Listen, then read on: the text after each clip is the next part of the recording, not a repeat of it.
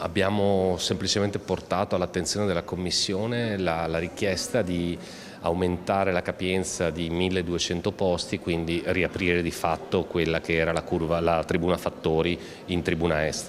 Il Questore ci ha dato l'autorizzazione, quindi la Commissione ne ha preso atto, ci sono da mettere i seggiolini, noi proprio in questi giorni faremo l'ordine dei seggiolini e una volta che arriveranno i seggiolini la tribuna Fattori potrà essere riaperta.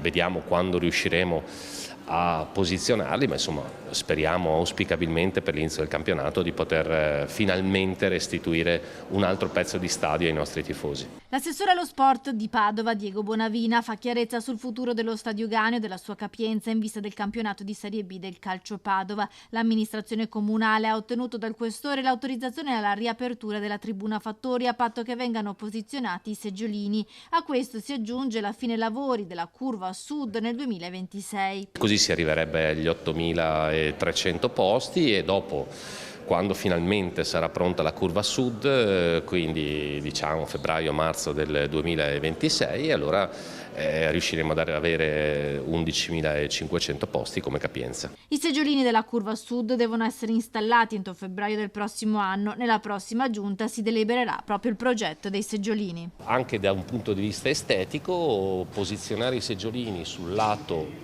tribuna est, lato nord, dà una certa simmetria a quella tribuna che a quel punto potremo definire completa.